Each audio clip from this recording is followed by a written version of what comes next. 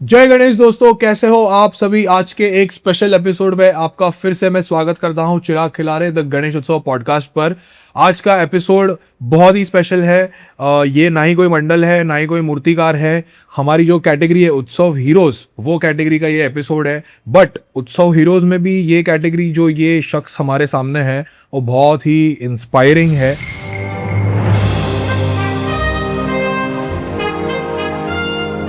मैं आपको एक छोटा सा सिनॉप्सिस, मतलब जो भी है, मैं आपको बताता हूँ कि नीलेश भाई इनका नाम है। ये चारकोप के रहवासी है। चारकोप का सम्राट, ये जो मागी गणेश उत्सव का मंडल, उनके ये कार्यकर्ता है। वहीं पे इनका छोटा सा एक स्टॉल है वड़ा पाव का। वड़ा पाव से हम सब रिलेट कर सकते हैं। Mumbai is known for vada pav. तीन चीज़ों के लिए मुंबई में बहुत जान है मुंबई की। पहले तो हमारे बापा, सेकंड मुंबई की बारिश, और थर्ड मुंबई का वड़ा पाव। ये तीन चीज़ों के लिए मुंबई जानी जाती है और हर एक मुंबईकर से ये रिलेटेड है। अभी आते हैं मुद्दे की बात पर। नीलेश भाई एक डायलिसिस पेशेंट है। वो पिछले 8 सालों से डायलिसिस पर है। और ये बहुत ही बोलते हैं ना, इमोशनल स्टोरी है उनकी। और बहुत ही शॉकिंग भी है कि इतने कम उम्र में उनको डायलिसिस हुई, फिर भी वो 8 साल तक उन्होंने अपनी फ़ाइट की और अभी भी वो फाइट कर रहे हैं। और हमारे सामने आज फिट एंड फाइन है। कोई बोलेगा भी नहीं कि इनको डायलिसिस है। और इनकी जो स्ट्रगल्स, इनकी जो इंस्पायरिंग जर्नी है, जिसे हम सबको प्रेरणा मिलने वाली है।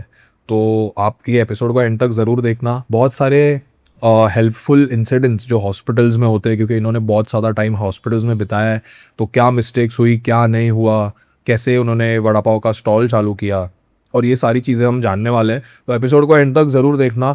और सपोर्ट के तौर पे हम इनका नंबर भी देंगे यहाँ पर। मलाड, कांदिवली, बोरीवली, ये जो एरियाज़ है, वहाँ से जितने भी गणेश मंडल्स है और जितने भी जो बल्क में वड़ा पाव लेते हैं अपने मंडलों के लिए, तो कृपया करके इनसे वड़ा पाव का ऑर्डर दीजिएगा। क्योंकि हमारे पॉडकास्ट के थ्रू अगर किसी का स्मॉल बिजनेस है, अगर वो बढ़े, तो हमें बहुत खुशी होगी और इन्हें भी बहुत प्रोत्साहन मिलेगा कि हमारे जो गणेश मंडल्स है वो सब एक आके एक लोकल बिजनेस को सपोर्ट कर रहे हैं और एक मराठी महाराष्ट्रन मानुस को भी सपोर्ट कर रहे हैं। तो चलिए आज हम उनसे बहुत सारी बातचीत करते हैं, उनकी इंस्पायरिंग स्टोरीज़ के बारे में जानते हैं। ये इंट्रोडक्शन थोड़ा बड़ा था, क्योंकि अभी भी मतलब जैसे मैं बोल रहा हूँ तो मुझे गूज़बम्स आ रहे हैं, क्योंकि मैंने तो इनकी स्टोरी पर्सनली सुनी है और इनके स्ट्रगल्स भी देखे हैं। इनके वड़ा पाव की स्टॉल भी मैंने विज़िट की है। खाने का मौका नहीं मिला, बट डेफिनेटली मैं इनके यहाँ पे खाने पर भी जाऊँगा। तो एपिसोड को एंड तक ज़रूर देखना। लाइक, शेयर और सब्सक्राइब अगर नहीं किया है तो लाइक, शेयर और सब्सक्राइब ज़रूर कर लेना, बिकॉज आपको बहुत सारी चीज़ें सीखने मिलेगी और एक इंस्पिरेशनल स्टोरी है आपको देखने मिलेगी। जय गणेश।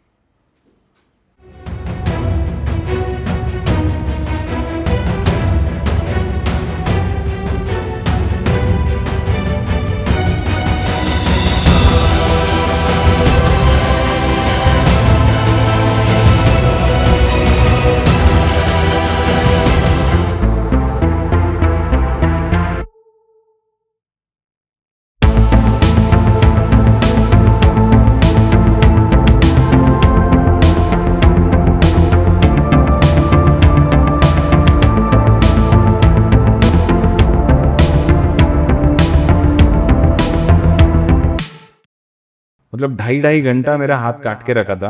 मतलब लिटरली वो एनेस्थेशिया भी मेरा काम नहीं कर रहा था। क्या एज था वो टाइम पे?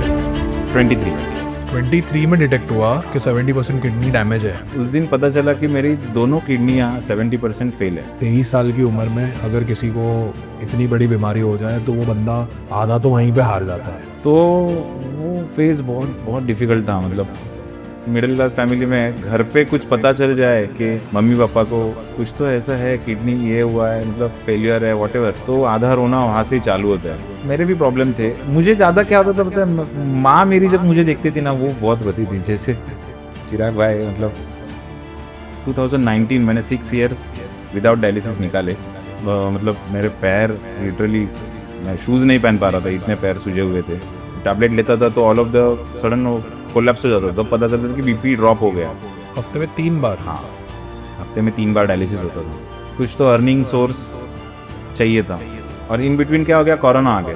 कोरोना के टेस्ट कम से कम 10 से 11 कोरोना टेस्ट हुए। पहला ऑपरेशन उसने किया, 2.5 घंटे के बाद कहा कि फेल हो गया, फिस्टुला फेल हो गया। तो वो लाइफ में एक ऐसा टाइम था ना कि अभी क्या, अभी कैसे डायलिसिस करूँ कैसे। आपकी लाइफ को ना कोई दिक्कत आई है, उसके वजह से आप आपका पूरा फ्यूचर मत प्रेडिक्ट करो, ट्राई करो, पॉजिटिव अप्रोच रखो, चीज़ें सुधरना शुरू होगी। हार्ट और किडनी दोनों ट्रांसफर करना पड़ेगा। मैं बोला ये क्या है, आप रोगे ना तो क्या होता है ना, जो आपके पास है उसकी भी आप वैल्यू नहीं रहती, तभी नहीं समझ में आता। और जब वो चला जाता है ना, तब आदमी बोलता है अरे यार अभी ये भी नहीं है वो भी नहीं है। जब था तभी उसके लिए ग्रेटिट्यूड था नहीं, केयर नहीं किया। मेरे से सोने के लिए एक अच्छा बेड है, घर है प्रॉपर, बारिश से बचने के लिए छत है सर पे। लाइफ में वो सब चीज़ें भी लोगों के पास नहीं रहती। हमारे चारकों पे सम्राट का एक स्लोगन ही है, उत्सवातून समाज सेवेकडे। नीलेश भाई, वेलकम टू द गणेश उत्सव पॉडकास्ट। जय गणेश, जय महाराष्ट्र। भाई मतलब मैं क्या ही, मैंने इंट्रोडक्शन तो जो देना था दे दिया। अब तुम्हारे हवाले वतन साथियों। मेरे को भाई सबको ये जानना है कि आपको डायलिसिस जो अभी आप जो गुज़र रहे हो, वो मतलब जो भी फेज़ है आपका, वो स्टार्ट कब से हुआ? मतलब आपको कभी पता चला कि आपको प्रॉब्लम है, और कैसे डिटेक्ट हुआ, क्या सिम्टम्स थे, और वहाँ से लेके तो आज तक कि आपकी जो भी जर्नी है, तो वो सबको बताइए। तो बात शुरू करते हुए 2013 से, मैं मेरे डिग्री के फाइनल ईयर में था, और दैट टाइम मेरा गोदरेज में इम्प्लांट चालू था। सो मॉर्निंग फर्स्ट शिफ्ट था, तो जल्दी जाता था वहाँ पे। तो एक दिन ना मेरा बहुत हेडेक होने लगा, तो 2-3 दिन कंटिन्यू हेडेक था।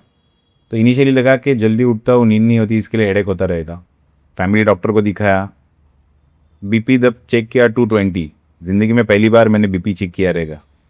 सो उन्होंने कुछ टेस्ट लिख के दिए, तो क्रिएटिनिन, अगेन नया वर्ड, नई टेस्ट पहली बार की, तो कुछ तो 2.3 थी, और जब उस रेंज वहाँ पे आती है 0.5 to 1.5, तो कुछ तो लगा कोई ज़्यादा है, कुछ तो ज़्यादा हुआ है बॉडी में। तो फैमिली डॉक्टर ने नेफ्रोलॉजिस्ट के पास भेजा। तभी नेफ्रोलॉजिस्ट इसके पहले कभी ताल्लुक ही नहीं आया था। सो नेफ्रोलॉजिस्ट के पास गया, फिर वहाँ पे भी रिपोर्ट हुई। तो उन्होंने कहा कि बेटा आप KEM चले जाओ, तो आपको वहाँ पे सब सस्ते में हो जाएगा। आप तब थोड़ा सा ऐसा लगा कि नहीं, कुछ तो बड़ी बीमारी है फिर। तो KEM जाना है, मतलब आज के पहले कभी KEM गया ही नहीं था, किसी मतलब खुद के इलाज के लिए। तो मैं KEM गया दोस्तों के साथ। KEM में बहुत टाइम लग रहा था हर एक चीज़ के लिए, केस पेपर निकालने से ब्लड टेस्ट, यूरिन टेस्ट कराने में। फिर भी वहाँ पे मैंने टेस्ट कराए, तो वो टेस्ट मतलब जो रिपोर्ट से वो भी थोड़े से रेंज के बाहर थे। तो डॉक्टर से मुलाकात है, डॉक्टर ने कहा कि थोड़ा दिक्कत है, किडनी में प्रॉब्लम है, तो आपको ट्रीटमेंट करना पड़ेगा। तो मैंने अभी मेरा एक्चुअली था फाइनल ईयर, मतलब मेरा इंटर्नशिप भी ख़त्म हो गया था, और फाइनल सेमेस्टर था मेरा, असाइनमेंट सबमिशन वगैरह, फाइनल एग्ज़ाम भी थी। तो उतना टाइम नहीं था कि हर दिन KEM में जाके मैं ट्रीटमेंट कराऊँ। सो लकीली पापा का मेडिक्लेम का कार्ड आ गया, तो मैंने खुद से देखा कौन से हॉस्पिटल है। तो एक प्राइवेट हॉस्पिटल था कोकिलाबेन अंबानी, तो वहाँ पे गया मैं खुद से ही। डॉक्टर से मिला, नेफ्रोलॉजिस्ट से, वहाँ पे सब केस डिस्कस की पेपर दिखाया। तो वहाँ पे डॉक्टर थी, डॉक्टर उर्मिला आनंद, जिन्होंने, उनका होना लाइफ में मेरे लिए बहुत ज़रूरी है, क्योंकि उन्होंने बहुत अच्छे तरह से मेरी केस हैंडल की। अभी एक बात ऐसे कि अपने जैसे मिडिल क्लास फैमिली में घर पे कुछ पता चल जाए कि मम्मी पापा को कि कुछ तो ऐसा है, किडनी ये हुआ है, मतलब फेलियर है, वॉटेवर, तो आधा रोना वहाँ से ही चालू होता है। तो मेरे लिए ये एक चैलेंज था, मतलब ठीक है मेरा है, लेकिन घर पे पता चले तो वो अभी से ही रोना चालू हो जाएगा। तो मैंने खुद ही जाके डॉक्टर से बात की। डॉक्टर बोले जो देखो, जो कुछ भी है आप मुझे बताओ मैम, मैं हूँ कैपेबल, सिर्फ मुझे आप एक जो ट्रीटमेंट करना है 15 दिन में करो, और मुझे आगे के 2-3 महीने मेरे एग्ज़ाम्स के प्रिपरेशन के लिए आप रेडी कर देना। तो बोले ठीक है, मैं मतलब वैसा हो जाएगा। तो मेरी बायोप्सी हुई किडनी की, तो किडनी के बायोप्सी में पता चला कि बायोप्सी इज अ टेस्ट। हाँ, बायोप्सी मतलब वो किडनी में से टिश्यू निकालते हैं, पीछे से ऐसे गन रहता है इंजेक्शन जैसा, उसमें से किडनी के टिश्यू निकलते हैं, वो चेक होता है। अच्छा। तो वो बायोप्सी हुई, बायोप्सी का रिपोर्ट आया, तो उसमें ऐसा डिटेक्ट हुआ कि आईजीए नेफ्रोपैथी करके एक डिजीज़ है। और ये भी पता चला कि उस दिन पता चला कि मेरी दोनों किडनियाँ 70% फेल है। तो वो टाइम पे मतलब आगे के ट्रीटमेंट के लिए डॉक्टर ने एक बार पापा को बुलाया था। मतलब मम्मी को तो मैं लेके नहीं आ सकता था, पापा को बुलाया, पापा को बैठ के थोड़ा यहाँ बातें की, साइन लिया उनका। और मैम ने कहा कि एक वीक तुझे रहना पड़ेगा, जो ट्रीटमेंट है शायद स्टेरॉयड वगैरह देना पड़ने वाला था, तो उसके लिए एडमिट होना ज़रूरी था। मतलब ठीक है मैम, इतना मेरा 1 वीक करो, उसके बाद मुझे फ्री करो, जो कि मेडिसिन वाइज रहेगा मैं घर पे बैठ के कर लूँगा। तो वैसा सब करके मैं 1 वीक वापस एडमिट हुआ। उसके बाद घर पे आया, एग्ज़ाम्स की प्रिपरेशन करनी थी, असाइनमेंट्स लिखने थे सब। तो वो सब जर्नी वहाँ से चालू हुई फिर। तो इन बिटवीन वो तो अभी बैक ऑफ द माइंड एक पता चल गया था कि किडनी में कुछ तो इशू है, 70% दोनों किडनी फेल है। तो लेकिन मेरा फोकस मेरे एग्ज़ाम पे था। बोला ठीक है, अभी ये है तो मतलब ऐसे दोनों दुविधा में माइंड रखूंगा तो मैं एग्ज़ाम पे फोकस नहीं कर पाऊंगा। तो वो टाइम पे ना, क्योंकि एग्ज़ाम पे फोकस इसके लिए कर पाया क्योंकि फिजिकली मुझे उस टाइम ऐसे कुछ चैलेंजेस नहीं थे, मैं नॉर्मल ज़िंदगी जी रहा था। बोला ठीक है, ये इसको बाद में देखेंगे, पहले एग्ज़ाम पे फोकस करते हैं। तो इन बिटवीन मेरा एग्ज़ाम हो गया, पास हो गया मैं, देन जॉब पे लगा और मेरा जॉब चालू हो गया। अभी फिर गेम मतलब मेन लाइफ में टर्न ये था कि अभी करियर बनाना है। घर में मैं बड़ा हूँ, छोटी बहन है और एक छोटा भाई है। क्या एज था वो टाइम पे? 23। 23 में डिटेक्ट हुआ कि 70% किडनी डैमेज है। हाँ, दोनों किडनी डैमेज है। सो तो बहुत ऐसे थोड़ा जम्बलिंग भी माइंड में होता था कि क्या करना है, मतलब कैसे करूँ, कम से कम टाइम पे मुझे घर वालों के लिए कुछ तो सिक्योर ऐसे फ्यूचर खड़ा करना है कि बाबा तभी ऐसे ही था कि डॉक्टरों के हिसाब से 2-3 साल के बाद आपका डायलिसिस चालू हो जाएगा। तो बोला डायलिसिस, मतलब इसके पहले कभी दिमाग में ख्याल भी नहीं आया था कि डायलिसिस और अपना लाइफ में कभी रिलेशन आएगा। तो अगेन वही था कि मैं मेरे वो डायलिसिस पे फोकस करता तो शायद करियर में, मतलब आप बिलीव नहीं करोगे, मैं 2013 में डिटेक्ट हुआ, 1-2 साल या 3 साल में डायलिसिस पे शायद मैं आ जाता था, लेकिन 2019 मैंने 6 ईयर्स विदाउट डायलिसिस निकाले। एंड लास्ट में जॉब में जब था 31 जनवरी 2019 मेरा डायलिसिस का पहला दिन है। बिकॉज 30 को मैंने जॉब पे मैं नहीं गया क्योंकि उस दिन मुझे बहुत मतलब मेरे पैर लिटरली, मैं शूज़ नहीं पहन पा रहा था, इतने पैर सूजे हुए थे। और वो जब सिम्टम्स जो दिख रहे थे धीरे धीरे, तो 31 जनवरी को डायलिसिस चालू हुआ और उसके बाद मैं फिर जॉब नहीं कर पाया। बिकॉज कैसे हार्डकोर मैकेनिकल मतलब शॉप फ्लोर का बंदा हूँ, प्रोडक्शन इंजीनियर हूँ। सो पहले से शॉप पे ही काम किया है, तो सब हैवी मतलब कटिंग ग्राइंडिंग सब ऐसे सब हैवी काम चलते रहता है। तो वहाँ पे शॉप पे मेरा खड़ा रहना पॉसिबल नहीं था। और इनिशियली जब डायलिसिस चालू हुआ ना, तो बहुत पहले 2 साल बहुत दिक्कतें आई। मतलब बीपी की टैबलेट चालू दी थी, जब टैबलेट लेता था तो ऑल ऑफ द सडन वो कोलैप्स हो जाता था, तब पता चलता था कि बीपी ड्रॉप हो गया गोली खाने से, वीकनेस आता था, बहुत कुछ दिक्कतें थी। मतलब पहले 2 साल 3-4 बार एडमिट होना पड़ा। सो ऐसे कंडीशन में जॉब पॉसिबल ही नहीं था। तो मतलब अभी मतलब करना क्या है, अर्निंग तो चाहिए। डायलिसिस के लिए हर दिन पैसे भरने पड़ते थे, हर दिन। कितने? इनिशियली तो 2,000 रुपये एक डायलिसिस के चार्ज थे। मतलब एक दिन अगर आप डायलिसिस पे गए तो 2000 रुपये आपको 2,000 रुपये भरने पड़ते थे। डायलिजर अलग, डायलिजर मतलब जो इक्विपमेंट्स आते हैं वो अलग, टेस्ट अलग, मेडिसिन अलग, खर्चा बहुत था। अप्रोक्सीमेटली एक दिन का कितना? एक दिन का 2-3 हज़ार रुपये पकड़ लो। और हफ्ते में कितनी बार? 3 बार। हफ्ते में 3 बार? हाँ, हफ्ते में 3 बार डायलिसिस होता था। और कभी एडमिट हो जावे तो वो एक अलग था। मतलब वो तो 50-60 हज़ार वैसे ही खर्चे हो जाते थे। लेकिन बात यही थी कि अभी मुझे पता चला कि अभी लाइफ में ये रहने वाला है मेरे साथ। सो तो एक कुछ तो अर्निंग सोर्स चाहिए था। और इन बिटवीन क्या हो गया, कोरोना आ गया। तो कोरोना में आप बिलीव नहीं करोगे, मेरे कोरोना के टेस्ट कम से कम 10 से 11 कोरोना टेस्ट हुए। सो सब निगेटिव आए, सब निगेटिव आए। नेगेटिव आया है? हाँ। वो एक बहुत मतलब इनिशियली पता है ना, 4,000 रुपीज़ का एक टेस्ट था। मतलब मैं 4-5 टेस्ट तो वैसे ही 4,000 के टेस्ट थे, बाद में थोड़ा कम हो गया, फिर फ्री हो गया। फ्री हो गया। तो क्योंकि क्या होता था, डायलिसिस सेंटर चेंज हुआ, कोरोना का ये दिखाओ, हॉस्पिटल जाना है कोरोना का ये दिखाओ, कहाँ और जगह पे जाना है, ट्रैवल करना है, कोरोना का ये दिखाओ। तो वो फेज़ बहुत बहुत डिफ़िकल्ट था, मतलब कोरोना के टाइम पे। और कैसे हो गया, तो अभी कुछ तो अर्निंग के लिए चाहिए। इसके लिए मैंने फिर सोचा कि ऐसा कुछ तो काम जो मैं मेरे हिसाब से कर सकूँ, मेरे डिजीज़ के हिसाब से। मतलब ऑफिस में मैं डायलिसिस करके बोलूँगा कि 3 दिन में डायलिसिस करूँगा, 4-4 5-5 घंटा, तो मुझे कोई अलाउ नहीं करेगा। सो फिर मैंने क्या किया, एक मैंने वड़ा पाव का थॉट आया। मेरी माँ बहुत अच्छा वड़ा पाव बनाती है, बोला क्यों ना इसे हम अपना as a business, as a अपन अर्निंग सोर्स बना दे। तो आफ्टर कोरोना मैंने वड़ा पाव का स्टॉल चालू किया। आज पापा की कृपा से वड़ा पाव का स्टॉल अच्छे से चल रहा है। एज एक अर्निंग सोर्स जो मेरे कंफर्ट जोन में मैं कर पाऊंगा, इसके लिए चालू किया था, बट आज वो एक पैशन है। और वो इसके लिए कर रहा हूँ, जब कोई भी कस्टमर स्टॉल पे आता है, वड़ा पाव खाता है, कहता है कि नहीं दादा बहुत अच्छा है, तो आज वो एक सेटिस्फैक्शन मिलता है कि पैसा भी आ रहा है और एक वो ब्लेस्ड इनकम टाइप बोलते हैं ना, कि हाँ दादा वड़ा पाव चांगला होता, दैट टाइप ऑफ। सो वो अभी वही है कि चलो ये जो हो रहा है अपने हिसाब से अपने। और आज एक अच्छी बात ऐसे है कि मेरी पूरी फैमिली इसमें इन्वॉल्व है। मतलब पापा भी रिटायर हुए हैं, मेरा छोटा भाई मेरे साथ रहता है, माँ है, पापा है, बहन है, बहन भी सपोर्ट करती है। तो ये सब चीज़ें हैं, अपने हिसाब से चल रही है।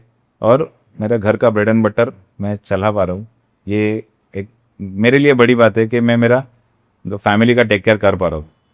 और इसमें मेरे फैमिली का बहुत सपोर्ट है। मतलब फैमिली के साथ बिजनेस करना एक अलग ही, मतलब सब सपोर्ट करने वाले है, वहाँ पे वो टेंशन नहीं रहती कि वो संभाल लेगा क्या है, वो सब अपना समझ के ही करते हैं।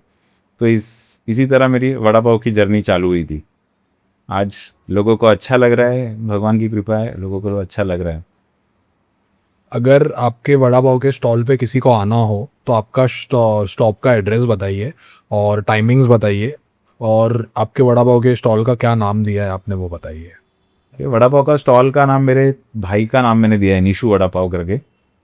आपको चारकोप मार्केट में है, चारकोप का सम्राट जो हमारा जहाँ पे बैठता है उसी गली के कॉर्नर पे हमारा स्टॉल है, अपोजिट टू भगवती होटल। जहाँ पे सम्राट बैठता है वही गली के बाहर हमारा स्टॉल है वड़ा पाव का। एवरीडे 5 to 10 तक स्टॉल रहता है, संडे बंद रहता है। संडे एक दिन आराम रहता है, संडे स्टॉल बंद रहता है। बाकी आपको 5 बजे से लेके 9:30-10 बजे तक वड़ा पाव कभी भी मिल जाएगा। और अगर किसी मंडल को बल्क में ऑर्डर करना है फॉर गणेश उत्सव टाइम, और कोई भी एक मतलब कोई पार्टी है, फ्रेंड लोग का गेट टुगेदर है, तो बल्क ऑर्डर करने के लिए क्या प्रोसेस रहेगी? कुछ नहीं, एक दिन पहले से फ़ोन करके ऑर्डर प्लेस कर दो, कल आपको ये टाइम पे चाहिए। चारकोप कंदिली में तो हम डिलीवरी देते ही है जो है। और बस एक दिन पहले बताना है आपको, बाकी किसी। भाई ये रील ज़्यादा से ज़्यादा लोग तक शेयर करो और मैं नंबर मेंशन कर दूंगा। भाई इतने ऑर्डर आने चाहिए ना कि भाई ना बोल देने चाहिए कि बस कैपेसिटी के बाहर हो गए। प्लीज़ सपोर्ट करिए, क्योंकि ये एक ऑनेस्ट रिक्वेस्ट है। भाई 23 साल की उम्र में अगर किसी को इतनी बड़ी बीमारी हो जाए तो वो बंदा आधा तो वहीं पे हार जाता है, बट नीलेश भाई is a fighter, is a true fighter. और 23 साल की उम्र से आज भाई कितनी उम्र है आपकी? 37। 37, मतलब ऑलमोस्ट 15-17 ईयर्स इन्होंने बहुत फाइट करके यहाँ तक पहुँचे हैं। और उम्मीद करता हूँ कि आगे भी फाइट करते करते और ये अपना लाइफ में ऐसे ही आगे बढ़े। तो प्लीज़ ये रील को शेयर करिए। और गणेश उत्सव में जितना भी मतलब कहीं पे भी मलाड, कांदीवली, बोरीवली में तो भाई अगर कहीं कोई भी मंडल को वड़ा पाव चाहिए, कोई गणेश उत्सव विसर्जन हो, आगमन हो, कुछ भी हो, भाई वड़ा पाव, निशु वड़ा पाव का ही जाना चाहिए। ये मेरी आपसे एक रिक्वेस्ट है भाई। और जैसे डायलिसिस और ये सब की तो बात हुई, ऐसे 2-3 चीज़ें या किस्से ऐसे बताइए कि आपको ऐसा लगा हो कि इस वक्त मतलब बोलते ना कि मेरे साथ थोड़ा सा नाइंसाफ़ी हो गई in terms of taste, in terms of money, in terms of medical bill. मतलब वो क्या, मतलब ऐसा आपको लगा? अभी इतने सारे टाइम आपने हॉस्पिटल में बिताया, तो ऐसा ऐसा क्या लोगों को आप एक मैसेज देना चाहोगे कि भाई ये चीज़ से सावधान रहना, ये चीज़ से बचना?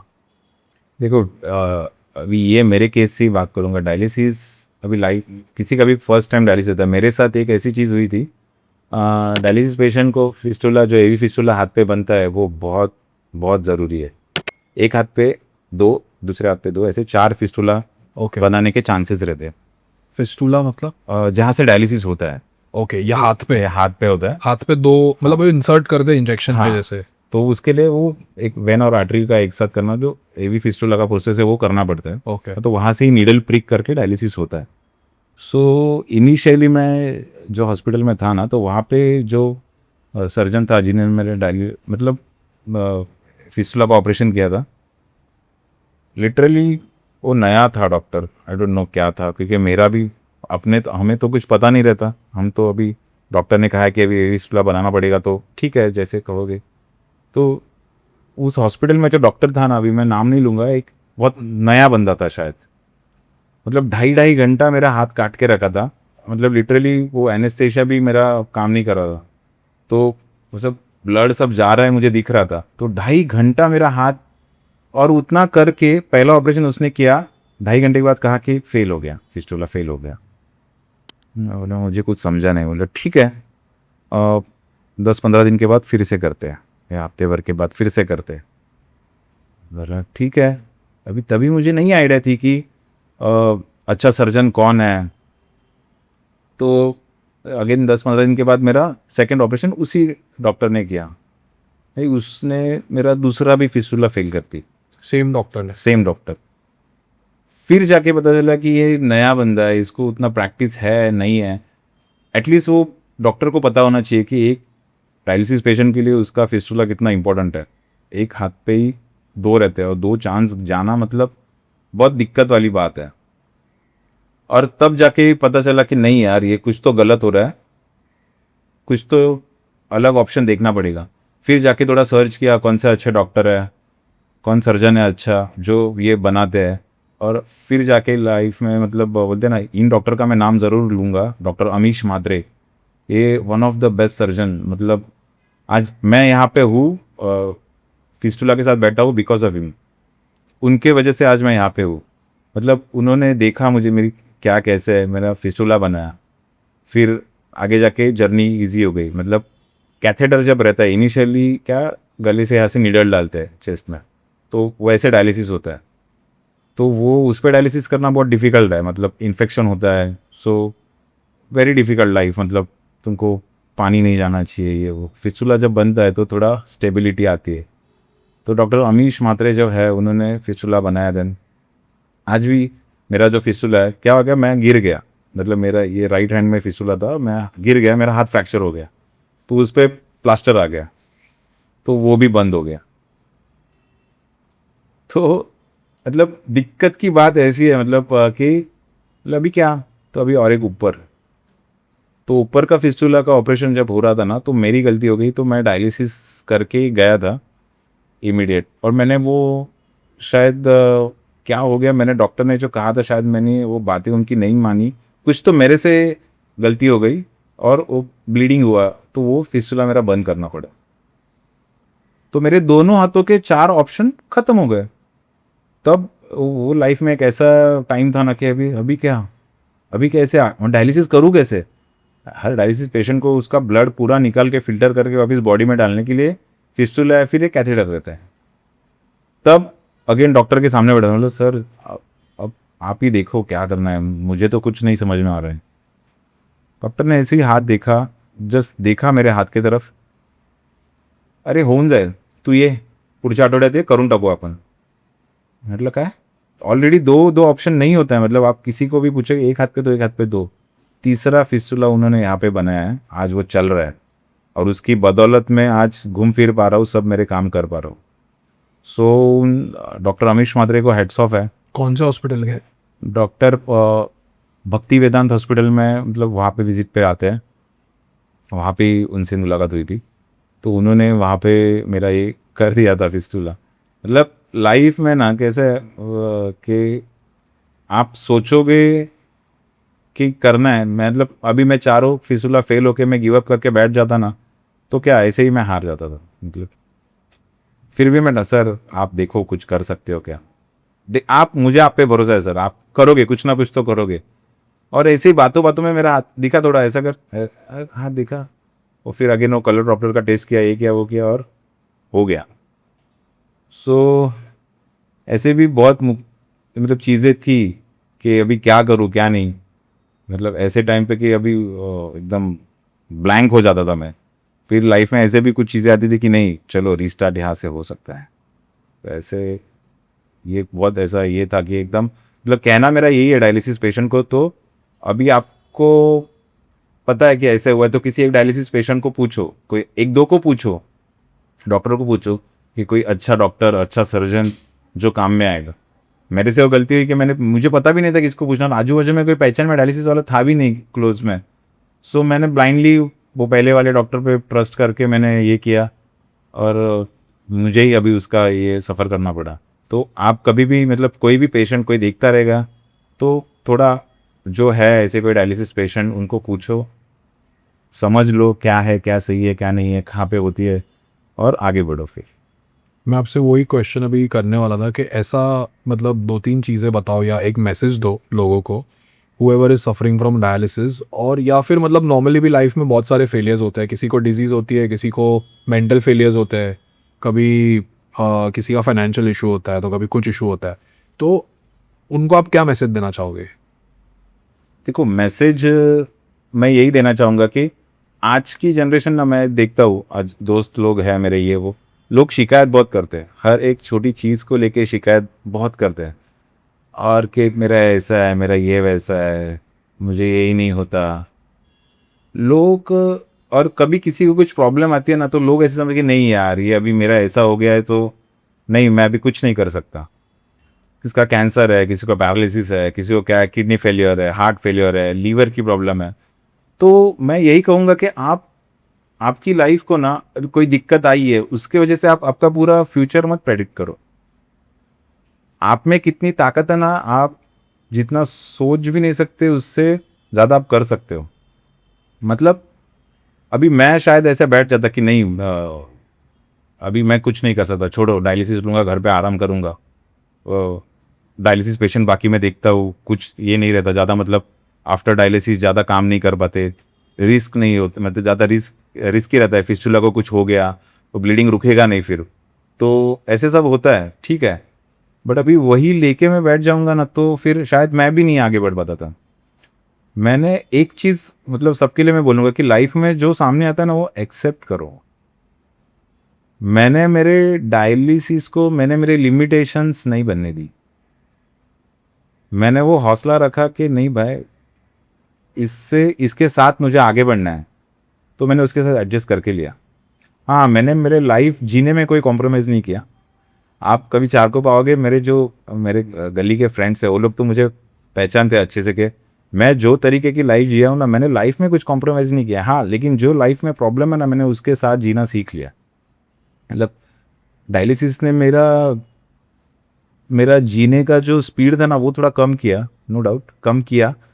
बट हाँ, मुझे जीना सिखा दिया कि नहीं थोड़े कम कम पेस से, लेकिन आगे मैं बढ़ता रहता हूँ। अभी भी मैं रुका नहीं हूँ। तब आप बिलीव नहीं करोगे, इन बिटवीन ना डायलिसिस में आपको असाइटस एक है कि जिसमें पेट का पानी ना वो जाली मैश रहता है वो फाट के बाहर आ जाता है, मतलब वो पेट में ऐसा पानी जमा होता है। मतलब ऐसा पेट बल्की हो जाए? हाँ, फूल जाता है।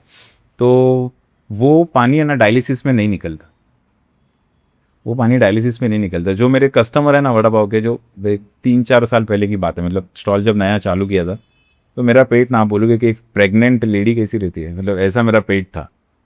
मेरे फोटोज़ भी रहेंगे कुछ कि ऐसा पेट जैसे वो कुपोषित बालक कैसे रहता है वैसा मेरा पेट था।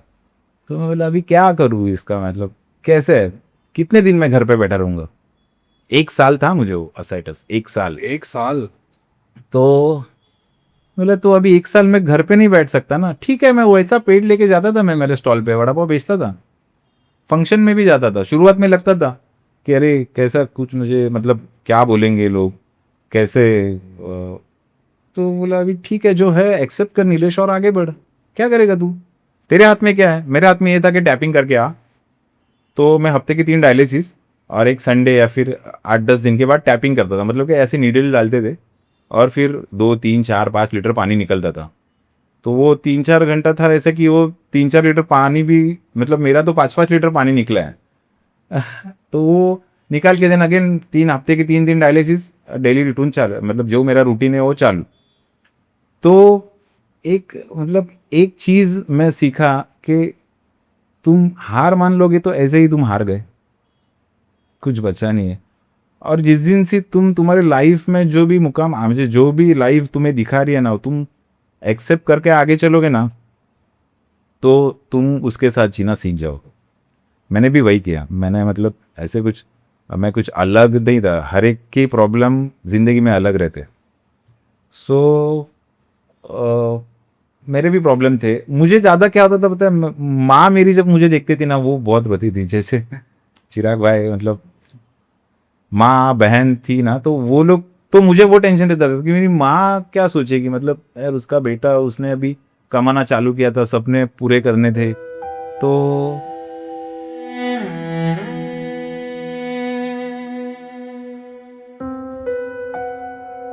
उसके पास देख के ना मैं कभी बहुत मतलब जब एक्सट्रीम होता था ना मेरा पेन, तब मुझे रोना आता था। नहीं तो नहीं, क्योंकि एक रिस्पॉन्सिबिलिटी थी, ड्रीम्स थे कि नहीं, एज अ घर का बड़ा लड़का होने के कारण मुझे ये सब करना है, तो मैं हार नहीं सकता। ठीक है, मैं टैपिंग करूँगा साल भर, मैं डायलिसिस करूँगा, मैं नॉर्मल हो जाऊँगा। और पापा की वजह से मेरा असाइटस भी ठीक हो गया। असाइटस अपने आप मेडिसिन से हुआ, कैसे हुआ, ठीक हो गया। सो विल अगेन वही लाइफ चलती रही।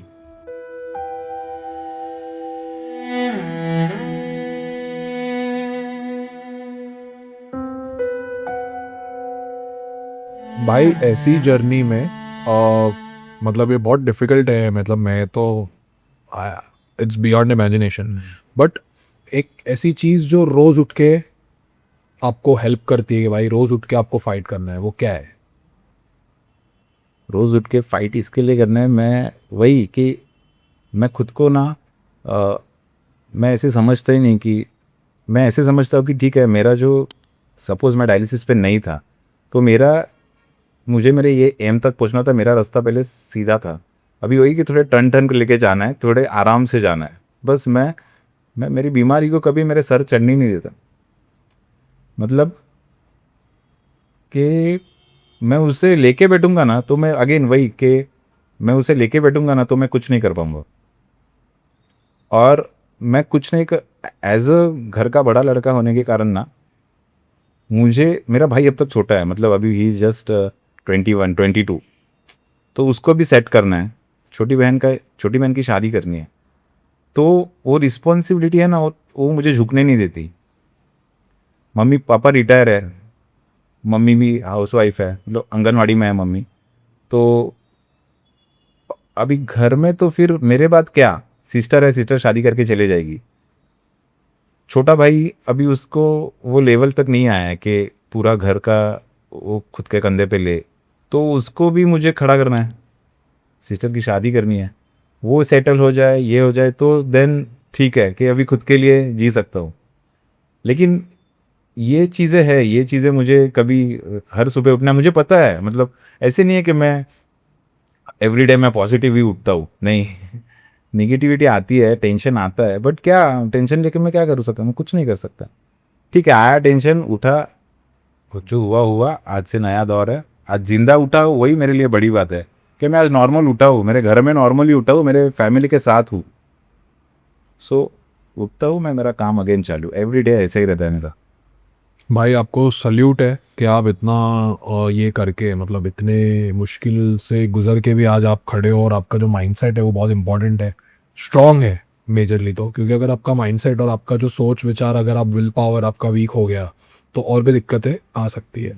ये जर्नी में सबसे बड़ा सपोर्ट का पिलर आपके लिए कौन था? सबसे बड़ा पिलर मेरी फैमिली और मेरे फ्रेंड्स, मतलब सच में, और मेरे फ्रेंड्स हैं जो, मतलब मैं पहले दिन में केम गया था, मेरे कॉलेज के दोस्त थे, सचिन और राहुल। और उसके बाद मतलब मैं अभी नाम नहीं लूँगा किसी के, कि सब है, सबका रोल है इसमें, से लेके मतलब वो केएम के जर्नी से लेके आज की जर्नी तक, या फिर मैं घर पे आया, मेरा डायलिसिस चालू हुआ, तब से लेके मेरे स्कूल फ्रेंड्स थे मेरे साथ में, मेरे गली के दोस्त थे मेरे साथ में, और एक सबसे बोलते हैं ना एक स्ट्रॉन्ग सपोर्ट है, मेरी सिस्टर है मेरे साथ, मेरे से छोटी है लेकिन आज है ना, she is also earning, but मुझे एक बैकग्राउंड में मुझे एक दिल मतलब एक ऐसा बैकअप है, या फिर मुझे पता है कि चल मेरे कुछ ऊपर नीचे हुआ तो मेरी सिस्टर है देखने के लिए, तो मैं फ्रीली बैटिंग कर सकता हूँ, ये नहीं वो नहीं ये, क्योंकि वो है, और वो टेक केयर मतलब आज कुछ भी मेरे ज़िंदगी में कुछ भी रहता है ना, तो उसको पता रहता है वो हर एक बात। आज मतलब उसकी शादी करना मेरी रिस्पॉन्सिबिलिटी मैं समझता हूँ कि मुझे वो करनी है। आज थोड़ा उसकी शादी के लिए भी डिले हुआ है बिकॉज ऑफ मी, की दादा तू बरा हो मग आपण सगळं करू, दादा तू बरा हो, मी म्हटलं नाही बाबा आता जे आहे ते आहे, पहिलं तू कर मग मला जास्त बरं वाटेल, म्हटलं तुझं एकदा लग्न झालं तू सेटल झालीस की मला जास्त बरं वाटेल। सो वो पिलर आप कहोगे ना, तो फैमिली एंड फ्रेंड्स ये मेरे लाइफ के, मेरे हर एक दोस्तों को सैल्यूट है जो मेरे साथ थे, कैसे भी दूर से थे नज़दीक से थे, और फैमिली तो ऑल टाइम है मेरे लिए, मतलब मम्मी पापा भाई बहन, दैट्स इट। और इनकी वजह से ना कभी लगा ही नहीं ऐसे कि कोई चीज़ की कमी है ज़िंदगी में। आज भी जब मैं गली में मेरा वड़ा पाव का स्टॉल लगाने जाता हूँ ना, कोई दोस्त भी गली का दिख जाए ना, अरे दादा थांब अरे मी सामान घेऊन जातो थांब, तो मतलब हेल्प करते हैं। हेल्प कर, मतलब कभी भी मैं बोलूँ ना कि ए थोड़ा काम है आजा, तो आ जाएंगे, ऐसे है दोस्त फ्रेंडशिप। तो भगवान की बाप्पाच्या आशीर्वादाने सब दोस्त अच्छे मिले हैं, फैमिली है, तो इसके लिए ये सब निभा पा रहा हूँ। मतलब इतना अकेले में भी मेरे में इतना शायद स्ट्रेंथ नहीं होती, या ऐसी फैमिली नहीं होती, या फिर ऐसे दोस्त नहीं होते तो शायद, बट अभी है, so I am thankful for that. आपका ये जर्नी के बाद सक्सेस का डेफिनेशन चेंज हुआ? What is success to you now? What does the success mean? देखो ये इंसिडेंट के बाद ना, शायद ये इंसिडेंट के पहले की बात करते तो सक्सेस मेरे लिए एक नॉर्मल, जो एक अभी एक इंजीनियर हुआ, अच्छी कंपनी एमएनसी में जॉब कर रहा हूँ, 6-7 डिजिट सैलरी है, फैमिली का सिक्योरिटी, फैमिली के लिए फ्यूचर सिक्योर है, शादी ये वो नॉर्मल एक कॉमन ये थे, मतलब रेस में रैट रेस की तरह शायद मैं भी उस रेस का पार्ट होता।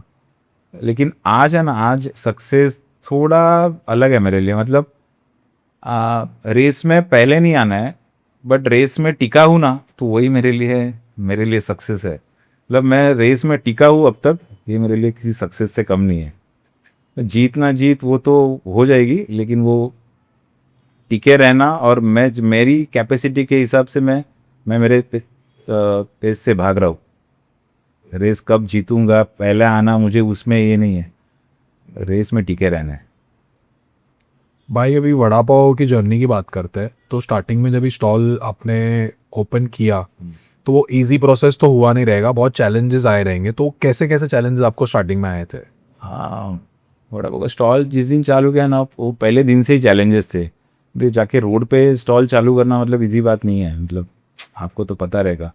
लेकिन आई एम वेरी थैंकफुल, हमारी जो संध्या ताई है नगर सेविका कॉर्पोरेटर, उन्होंने सपोर्ट किया, नीलेश तू कर, तुझे कुछ प्रॉब्लम रहेगा मैं हूँ।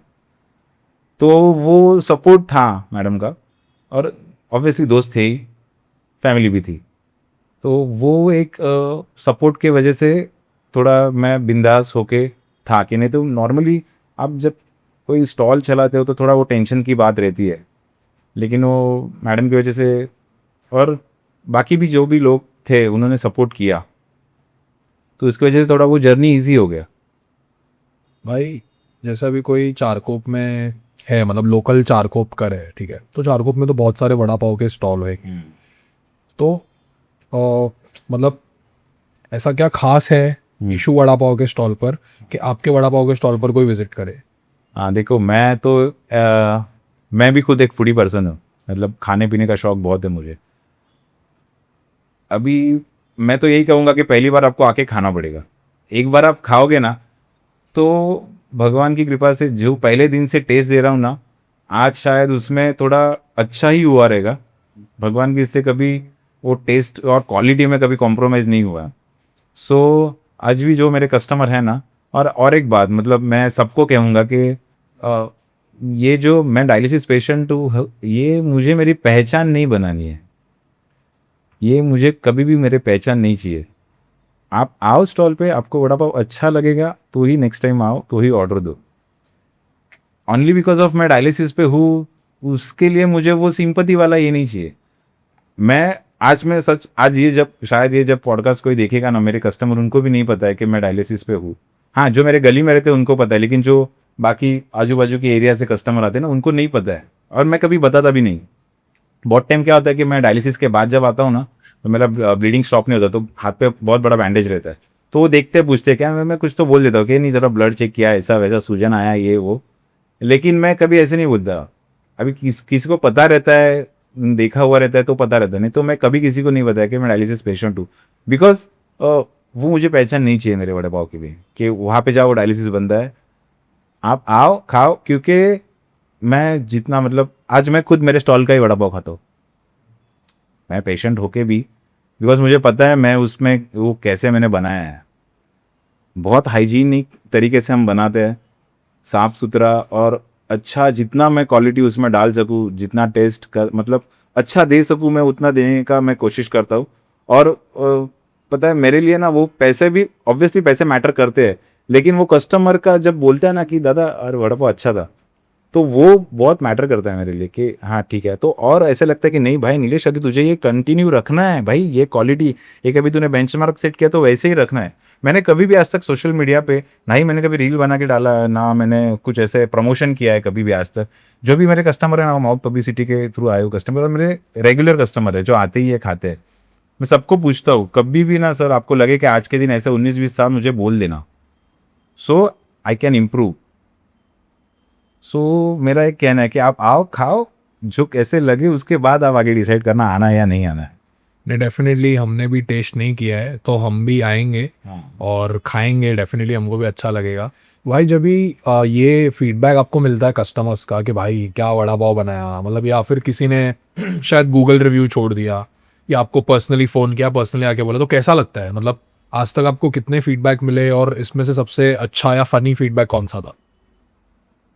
फनी फीडबैक, फनी फीडबैक मतलब कहूँ मैं, हमारे पीछे ही एक बैंक है, तो बैंक में एक एम्प्लॉई है, तो कैसे 5 बजे अपना स्टॉल चालू होता है, तो ऑलमोस्ट वो बैंक का छूटने का टाइम रहता है।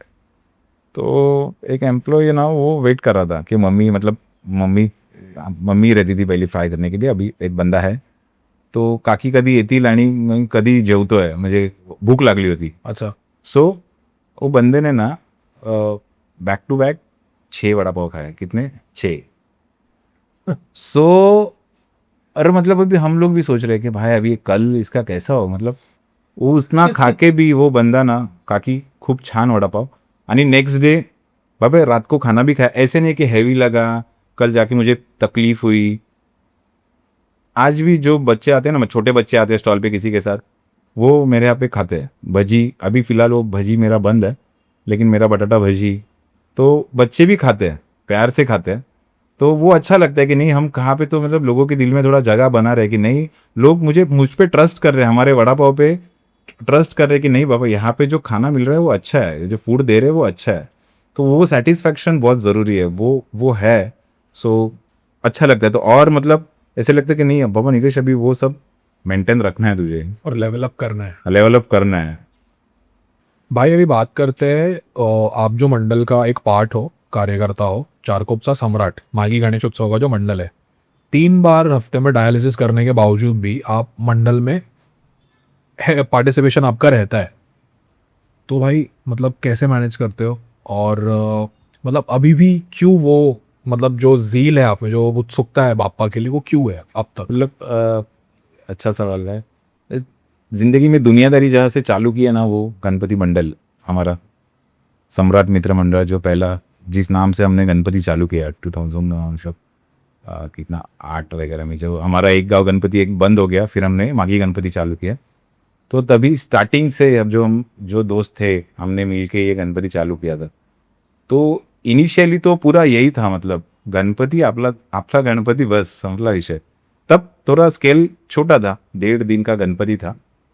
और क्या हो गया 8 से लेके 13 तक 13 को मेरा ये जो डायग्नोस हुआ, तो ऑल ऑफ द सडन ना वो मतलब बोलते हैं ना, तो मेरा थोड़ा सा पार्टिसिपेशन कम हो गया। 8 से 13 मतलब हम थे मतलब, और हमारे लिए पापा मतलब गणपति करना वो 1.5 दिन मतलब वो ऐसा रहता कि घर का जश्न था। और उसके बाद थोड़ा इन्वॉल्वमेंट कम था, नहीं के हिसाब से था। अभी क्या हो गया, सो इन बिटवीन मेरा ट्रीटमेंट था, जॉब, पूना, ये वो, फिर 19 से डायलिसिस चालू हो गया। सो बहुत हालत नहीं, इतना नहीं पॉसिबल होता था। बट अभी क्या है, वापस अगेन थोड़ा स्टेबिलिटी आ गया। और क्या है कि एक है मतलब ये जो गणपति के में मैं काम करता हूँ ना, तो मुझे ऐसा लगता है कि नहीं भाई नीला तो जिंदा है, वो तेरा जज्बा है अभी भी। पिछले 2-3 सालों से वापस मैं अभी एक्टिवली हूँ यहाँ पे। लेकिन अगेन कि मैं मेजर पार्ट ज़्यादा इन्वॉल्वमेंट मेरा कैसे रहता है, एक लिमिटेड कुछ काम है कि बाबा ये एक कोई तो रिस्पॉन्सिबिलिटी लेनी है। अभी लाइक गणपति का अभी भंडारा रहता है, कोई भी एक काम जो मैं अकेला पूरी तरीके से करूँ, जो उनका काम कम हो। आज हमारा गणपति इतने बड़े लेवल पे ना कि उसका तामझाम बहुत रहता है, मतलब वो काम हर एक कार्यकर्ता को, जो हमारे कमेटी मेंबर्स है, हर एक को बहुत काम रहता है। तो मेरा यही रहता है कि चलो एक कोई तो छोटा सा काम मैं ले लूँ, पूरी तरह से मैं कर लूँगा, आपका थोड़ा काम कम हो जाएगा। और हमारे चारकोपे सम्राट का एक स्लोगन ही है, उत्सवातून समाजसेवेकडे, मतलब तो वो जो समाज सेवा का पार्ट है वो उस पर ज़्यादा फोकस रहता है मेरा। क्योंकि मेरे लिए आज गणपति मंडल ऐसे है कि लोगों से जुड़ने का एक जरिया है। मतलब मैं मेरे गणपति मंडल के जरिए मैं समाज के लिए कुछ कर पाऊँ, तो वो बड़ी बात है मेरे लिए। आज वो प्लेटफॉर्म मुझे इससे मिलता है, और वो जब करता हूँ तब लगता है कि नहीं बाबा है, अपन भी कुछ तो है, अपन भी कुछ तो कर सकते हैं, किसी के लाइफ में वैल्यू एडिशन कर सकते हैं। तो इसके लिए ये सब, वो जब गणपति का सीज़न आता है या फिर कुछ भी ऐसी भी आपत्ति आती है जहाँ कुछ समाज को रिटर्न देना की बात आती है, और कि लगता है कि नहीं अपन अपने मंडल के थ्रू कर सकते हैं, तो मैं ज़रूर ही वो उस चीज़ में मैं आपको हमेशा मिलूँगा। गणपति बाप्पा आपके लिए पर्सनली क्या है? आपका पर्सनली हाँ बहुत कुछ है, मतलब अ, एक एक दौर ऐसे आता है कि है ना, तुम्हारी प्रॉब्लम ना हर किसी के साथ शेयर नहीं कर सकते, ना ही फैमिली के साथ, ना ही दोस्तों के साथ। तो ऐसे टाइम पे डिसीजन क्या लेना है, मतलब जैसे कि अ, आपको मैं और एक बात बताता हूँ कि बप्पा का मतलब क्या है पता है, लाइफ में मेरा ना कोकिलाबेन में मेरा किडनी ट्रांसप्लांट का बात चालू था। तो पापा का टेस्ट वगैरह हो गया, तो इन बिटवीन क्या हो गया, मेरा हार्ट का एलबीएफ है ना कम हो गया था। तो मेरा अभी ऑपरेशन करना है, तो उसके पहले फिर चेकअप होता है। तो वो मेरा हार्ट का टुडी को किया, तो उसमें एलवीएफ था 20%।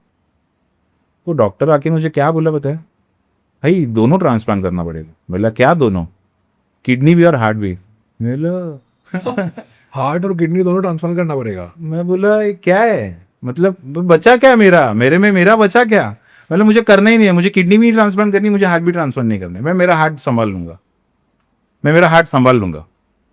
मैंने डिस्चार्ज लिया, मैं घर पे आया, तो अभी क्या करूं, मतलब मैं किसको बोलूं ये प्रॉब्लम का क्या। तो वैसे टाइम पे है बाबा अपना, बाप्पा तू सांग आता मी काय करू, अशा परिस्थितीत मला काय करायचं आहे। तो जब ये लाइफ में ना वो भगवान भी है ना, वो ऐसी कुछ चीजें देता है ना सॉल्यूशन, वो सामने अपने, हमें खाली वो कैच करने आना चाहिए हिंट मिलता है कि वो अपॉर्चुनिटी आई थी, तूने ग्रैब कर दी। भगवान बोलेगा भाई मैंने तो तुझे ये दिया था, हिंट दी थी, तूने पकड़ी कि नहीं पकड़ी तेरे ऊपर है।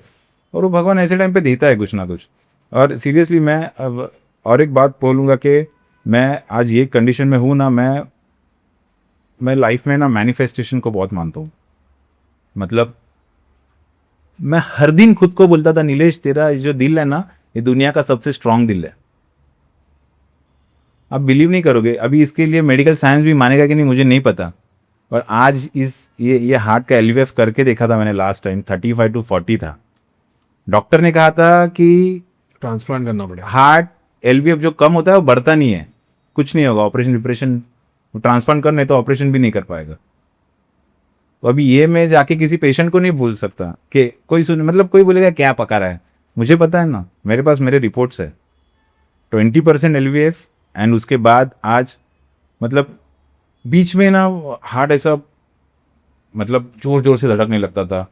अरे यार क्या समझ में नहीं आता था। मतलब दिक्कत है ऐसे ना कि मैं फैमिली डॉक्टर के पास जाता ना, मैं बोल भी नहीं सकता मुझे क्या हो रहा है। कभी ऐसे पूरे बॉडी में ऐसा बाय मराठीत म्हणतात ना मुंग्या येतात एकदम, और ऐसा पूरा ताकत चला जाता है। कभी कभी बीच बीच में ऐसा होता है। डॉक्टर को भी मैं समझा नहीं पाता क्या होता है। ठीक है, तो ऐसे टाइम पे ना हम देवा बाबा बग आता, तू ही देख, तुझे पता है मुझे क्या हो रहा है, बहुत पेन हो रहा है, अब मैं नहीं सह पा रहा हूँ, अभी तू देख ले। तो वो जो कनेक्शन है वो तो अपना अपना स्पिरिचुअल है, वो तो हर एक का है। बप्पा अपने लिए बहुत मैटर करते हैं, भगवान मेरे लिए, कि जो चीज़ें नहीं मैं किसी के साथ डिस्कस करता उसके साथ होती है, और वो कैसे ना कैसे हेल्प हो जाती है किसी भी तरह। लाइफ में कभी वो लॉ ऑफ अट्रैक्शन मैनिफेस्टेशन ज़िंदगी में आया तो वो करना चालू किया। और इन बिटवीन पहले से लाइफ में जैसे जी रहा हूँ ना तो वो था ही, लेकिन अभी उसको एक ढांचा मिल गया, एक सही तरीका मिल गया, वो थोड़ा सिस्टमेटिक वे से करने लगा। तो वो वर्कआउट किया, डेफिनेटली किया, मेरे लिए किया, बाकी का पता नहीं, मेरे लिए किया। और आज आपके सामने हूँ, बैठा हूँ, वही दिल है, वही किडनियाँ हैं। डायलिसिस चल रहा है ठीक है, लेकिन आज अच्छे से ज़िंदगी जी रहा हूँ। बट डायलिसिस मतलब जैसे मैंने सुना है कि किडनी ट्रांसप्लांट करने से डायलिसिस रुक जाता है, तो आपने कभी किडनी ट्रांसप्लांट का नहीं सोचा? हाँ, किडनी ट्रांसप्लांट का इनिशियली सोचा था। मतलब अभी घर पे किसी का ब्लड मैच नहीं करता था। एक तो पापा का है और मेरे 2 चाचा का है। तो पापा का टेस्ट किया, पापा का बाद में डॉक्टर ने ना बोल दिया। जो तीसरे चाचा है उनका भी चेकअप किया ब्लड, तो उसमें भी प्रॉब्लम था। तो 2 नंबर के चाचा थे, उनका मैच कर रहा था लेकिन उनका भी काम नहीं बन पाया। मतलब तो और कैसे खुद मेरे मन की शायद एक मनगढ़ंत कहानी थी कि फैमिली का मिले तो अच्छा है, तो ज़्यादा लाइफ लॉन्ग रहता है। किसी बाहर का अभी नॉर्मली कैसे आता है कि कोई ब्रेन पेशेंट रहेगा तो उसकी किडनी मतलब उन्होंने डिक्लेयर किया रहेगा कि डोनेट करना है, तो अपन ने जब नंबर रजिस्टर किया रहेगा तो अपना नंबर आया, अपना ब्लड ग्रुप का सेम कोई मिला डोनर, तो आपको फ़ोन आएगा तुरंत कि जाए आ जाओ, किडनी अवेलेबल है, आपको आना पड़ेगा। तो वो कैसे भी केस रह सकती है, एजेड रह कैसे भी। और बाहर की किडनी मिलना, लगाना, और वो कितना टिकेगा पता नहीं। मतलब मेरा ऐसा ख्याल था, वह मेरा खुद का है, मतलब कि वो कितना चलेगा नहीं चलेगा, वापस 2-4 साल 5 साल के बाद वापस मैं डायलिसिस पे आऊँगा तो वो तो फिर और ये हो जाएगा। मतलब अभी डायलिसिस पे जी रहा वो अच्छा है। फिर लास्ट टाइम एक डॉक्टर मिले, कोकिलाबेन में है, तो उन्होंने कहा बेटा अभी सब बहुत अच्छा होता है, मतलब डायलिसिस के ऊपर भी बंदे अच्छे अच्छे 10-10 15-15 साल, और तेरा तो एज कम है, तो अभी सब हाईटेक है, कुछ इशू नहीं है, ट्रांसप्लांट होता है अच्छा। मेरे नेफ्रोलॉजिस्ट ने भी कहा कि नीलेश कर ले ट्रांसप्लांट, तू नाम तो रजिस्टर कर। मैंने तो यही सोचा था कि नहीं, डायलिसिस पे जितना जीना है उतना जी लेंगे। तो अभी ऐसे लगता है कि शायद पहले नाम रजिस्टर कर देता तो अब तक नंबर आ जाता था। बात की बात है, करना ना करना, शायद मेरे पास एक ऑप्शन रहता था। बट ठीक है, अभी भी देखता हूँ कि चालू इन प्रोसेस के नाम रजिस्टर कर दूंगा, आएगा तब आएगा, देख लेंगे, एक ऑप्शन अवेलेबल रहेगा ऐसे। भाई एक ऐसी चीज़ बताओ हमें जो लोग कंप्लेंट करते रहते हैं और वो उनको नहीं करना चाहिए कंप्लेंट। लोग हमेशा कंप्लेन करते रहते हैं। मतलब अभी देखता हूँ ना दोस्तों के लिए, अपने आजू बाजू के दोस्त, हर एक की देखो प्रॉब्लम्स ना हर एक की लाइफ में है। प्रॉब्लम्स, विदाउट प्रॉब्लम ऐसा कोई नहीं है बंदा दुनिया में कि जिसके लाइफ में प्रॉब्लम्स नहीं है। वो बिल गेट्स हो या फिर कोई सादा आम कॉमन मैन हो, लाइफ हर एक के प्रॉब्लम हर एक के लाइफ में है। बट लोग ये भूल जाते हैं कि लाइफ में क्या मिला है, मतलब जो मिला है उसका ग्रेटिट्यूड मानना छोड़ के ना, जो नहीं है उसके लिए रोते रहते हैं। मतलब ये आज चीज़ मुझे, आज मैं भी डायलिसिस पे हूँ तो आज मुझे पता है कि उसकी किडनी की कीमत क्या है। जब था अच्छा शायद तभी इतना इम्पोर्टेंस नहीं था, ठीक है। अभी मतलब मैं मेरी बात करूँ, मैं जब हर सुबह उठता हूँ ना, तो मैं जब बेड पे रहता हूँ ना, मैं हर सुबह ग्रैटिट्यूड करता हूँ कि देवा थैंक्स कि मैं आज सही सलामत मैं उठा हूँ मेरे घर पे। मैंने कल पूरा दिन मेरे फैमिली के साथ स्पेंड किया, मुझे 3 टाइम का खाना मिला, मेरे सोने के लिए एक अच्छा बेड है, घर है प्रॉपर, बारिश से बचने के लिए छत है सर पे। लाइफ में वो सब चीज़ें भी लोगों के पास नहीं रहती। आप देखोगे ना, अच्छे अच्छे बंदे भी है कि छोटी छोटी बात पे रोते हैं। अरे जो जो है उसमें तो तू हैप्पी रहे ना, उसके लिए तो शुक्रगुजार रहे तू। जब आप रोगे ना तो क्या होता है ना, जो आपके पास है उसकी भी आप वैल्यू नहीं रहती, तभी नहीं समझ में आता। और जब वो चला जाता है ना, तब आदमी बोलता है अरे यार अभी ये भी नहीं है वो भी नहीं है, जब था तभी उसके Care लिए नहीं ग्रैटिट्यूड था नहीं, केयर नहीं किया। तो मैं यही कहूँगा, जो ठीक है जो नहीं है वो मिलाने के लिए ट्राई करो, नो डाउट। लाइफ में आदमी है तो वो कभी सेटिस्फाइड तो नहीं रहेगा, ये भी चाहिए वो भी चाहिए, सब खाना है तो जो पहले है ना उसमें तो आप खुश रहो। सेटिस्फाइड नहीं, मैं भी नहीं कभी रहता, चलो मुझे और करना है, मुझे और बड़ा होना है, और तरक्की करनी है। हाँ लेकिन जो है उसमें खुश रहने की कोशिश करो। आप उसमें खुश नहीं रहोगे ना, तो फिर वो जो अच्छा है सामने वो भी आप एंजॉय नहीं कर पाओगे, वो सब टाइम रोने में जाएगा। तो इनडायरेक्टली फिर क्या फ़ायदा, मतलब आप आपका टाइम अच्छे से नहीं स्पेंड कर रहे हो, वो रोने में ही जा रहा है, तो मतलब क्या है। नहीं, बहुत सही बात है भाई। एक क्वेश्चन मैं आपसे पूछना भूल गया कि जैसे किडनी की जो डिजीजेस होती है वो कैसा है ना, एक्सटर्नल मतलब एक्सेसिव ड्रिंकिंग, अल्कोहल या स्मोकिंग या वटेवर जो नशा जो होता है करता है उससे होती है। तो मैं आपसे पूछना चाहूँगा, थोड़ा सॉरी पर्सनल और हार्श क्वेश्चन है, कि आपने कभी ऐसा मतलब नशे में थे, आप नशा करते थे, या मतलब ये कैसे हो गया अचानक से, या कभी किया था या फिर स्टॉप कर जब दिया? ये मेरा डिजीज़ डिटेक्ट हुआ ना, मैंने कहा कि that time I was just 23, मैं कॉलेज में था। ठीक है, कॉलेज लास्ट ईयर 2013 की बात है, लास्ट ईयर मैं कॉलेज में था। सभी ऐसा कुछ नहीं था मेरा बैकग्राउंड, ना ही मैंने कभी ज़िंदगी में पेन किलर खाई है, ना ही एंटीबायोटिक खाई है। सो लोगों का ऐसे ही सोच रहता है सबका। क्या मेरे फैमिली में जब मेरा ऐसा डिटेक्ट हुआ ना, तो मेरी रिलेटिव भी एक कहा, मेरा आंटी ने कहा कि क्या बहुत ड्रिंक करता था। मैं बोला यार ये अभी हर किसी के इसमें यही सवाल था। तो मैं एक कहना चाहूँगा कि ऐसे नहीं है कि बहुत ड्रिंक करता था, मैं तो कुछ नहीं करता था तभी। सो कि ड्रिंक करने से ही ऐसा होता है। सबसे ज़्यादा घातक जब आज के मतलब जो अपने मम्मी पापा के एज के है, पहले कैसे जाता था, कुछ सर दर्द हो रहा है, फीवर आया, मेडिकल में जाओ, एक तापाची गोली दे, हाँ फीवर का एक गोली दो, खांसी हुआ है वो गोली दो, बिना मतलब के खाते थे। थोड़ा पैर दुखा है पेन किलर खाओ, कुछ भी हो रहा है पेन किलर खाओ। और वो एक रीज़न है सबसे बड़ा किडनी फेलियर का, कि बिना प्रिस्क्राइब गोलियां अपने मन से खाना। दूसरा है बीपी। बीपी एक मैन बहुत रीज़न है, जिनका भी हाई बीपी रहता है ना, तो over the period of time ये आपकी किडनी को डैमेज करता है। और तीसरा है शुगर, मतलब जो डायबिटीज़ पेशेंट है, हाई डायबिटीज़ वालों की किडनी भी फेल होने के चांसेस रहते हैं। तो ये मेजर रीज़न है। ऐसे नहीं है कि हर किडनी जिसकी फेल है तो वो कुछ ना कुछ ऐसा करता रहेगा, ऐसी नहीं है। और समटाइम्स वो मतलब ऊपर से ही चालू रहता है, जो अपने जेनेटिक में रहता है, नहीं तो ऐसे इजीली इतना कोई किडनी वगैरह फेल नहीं होता। अभी मेरा जो था आईजीआई नेफ्रोपैथी का केस, मतलब 2013 में मुझे पता चला कि 70% किडनी मेरे दोनों किडनी मेरी डैमेज थी एट द एज ऑफ 23। मतलब वो थोड़ा कितना पीछे से वो चालू हुआ रहेगा, मतलब अभी वो मैं भी नहीं बता सकता। और तभी तो नॉर्मल बंदा था मैं। तो मेरे आफ्टर एसएससी ना मैंने ट्रैकिंग किया है, 10-12 साल मैं ट्रैक करता था, आधे से ज़्यादा महाराष्ट्र में घूमा हूँ। तो ऐसे कभी होने का मैं सोच भी नहीं सकता कि मेरे साथ ऐसे हुआ रहेगा। लेकिन ये डिजीज़ ऐसा था क्या, अभी जो हो गया सो हो गया, वो सोचते बैठूंगा तो आगे नहीं बढ़ पाऊंगा। सो जो है वो हो एक्सेप्ट करके चल रहा हूँ आगे। भाई एक कौन सा ऐसा सपना है जो आप स्टिल चेस कर रहे हो?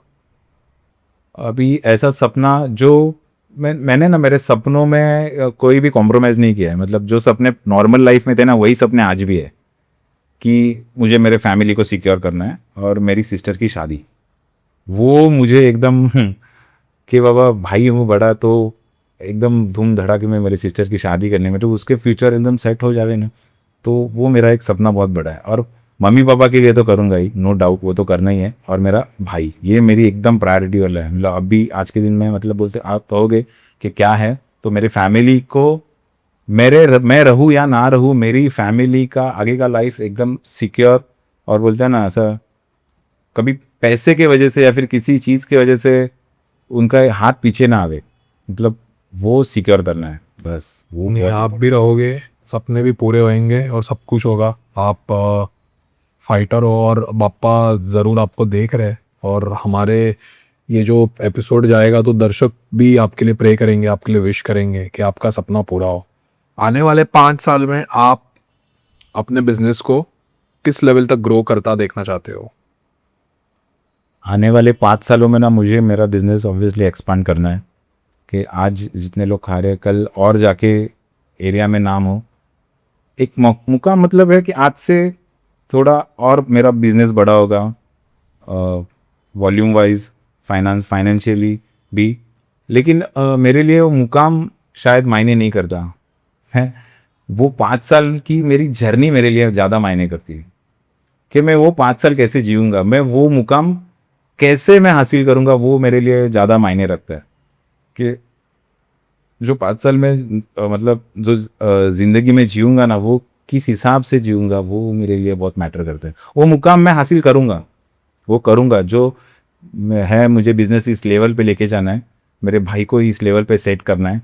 आज मतलब निशु वड़ा पाव का नाम कोई भी आए सबरबन में या फिर कि हाँ बाबा ये निशु वड़ा पाव यहाँ पे है, बहुत अच्छा वड़ा पाव है, लोगों का ट्रस्ट एक बोलते हैं ना कि नहीं भाई यहाँ पे जाओ खाओ बिंदास।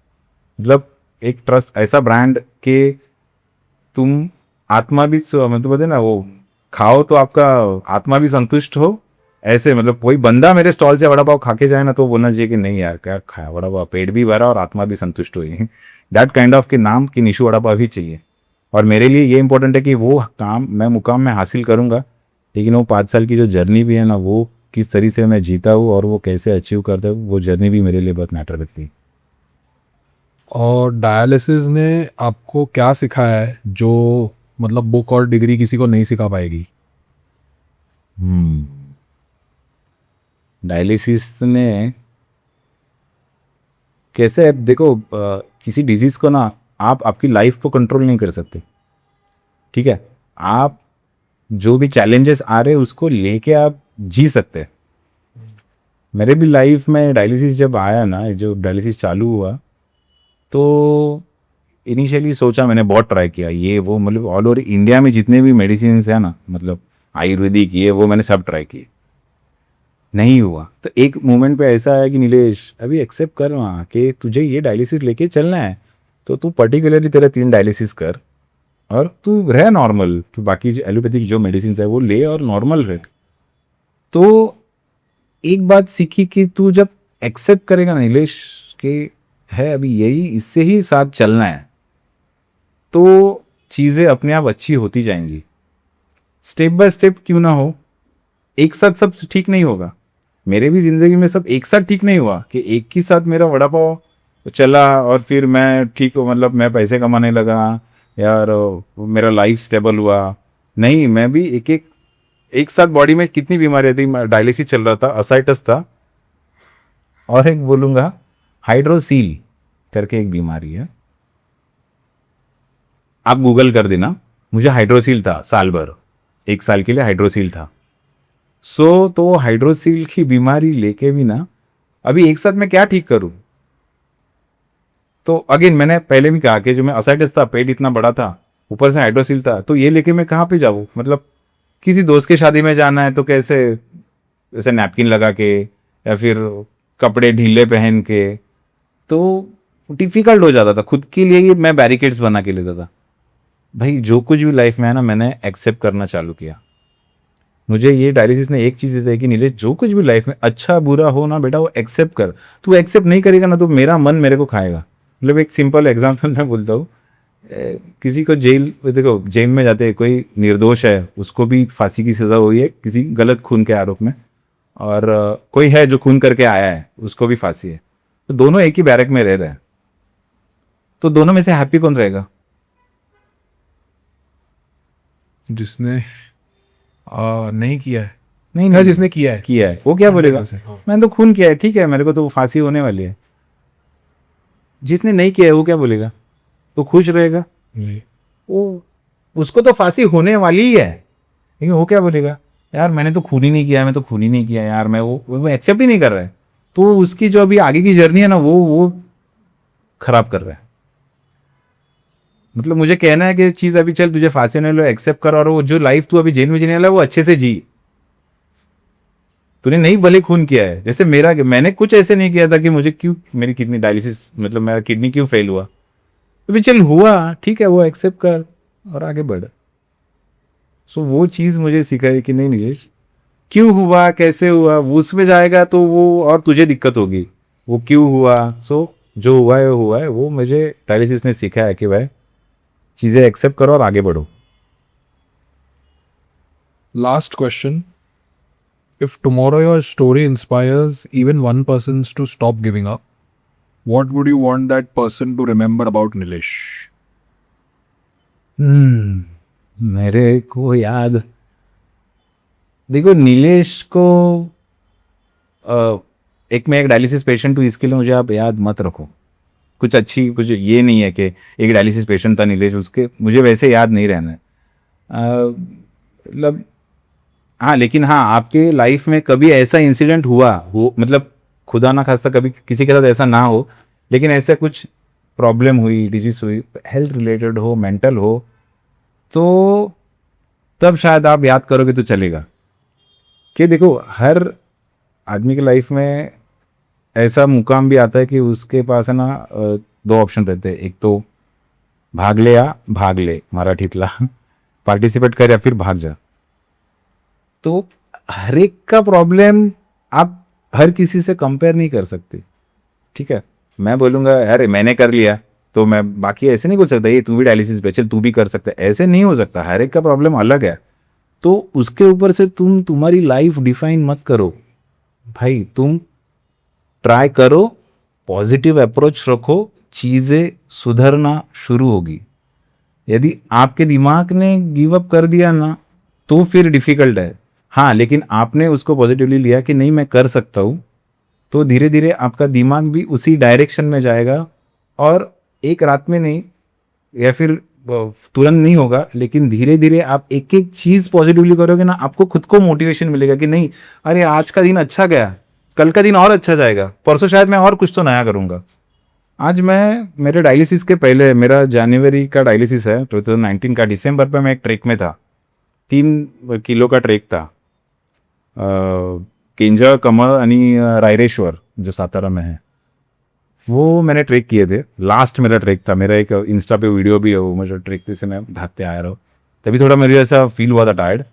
तो उसके बाद ना मैं ट्रेक किया ही नहीं, कभी ट्रेक पे गया ही नहीं। तो मेरे मन में हमेशा रहता है कि नीलेश, मैं वो बोलता है ना मुझे पहाड़ बहुत अच्छे लगते हैं, मतलब मैं अकेला भी चला जाता था ट्रेक, मतलब शुरुआत में तो मुझे ना एक अलग ही एनर्जी मिलती है जब मैं नेचर में जाता हूँ तब। और ना फिर सोच सोच के ना मैंने पिछले हफ्ते में उत्तराखंड गया था, अरे वाह।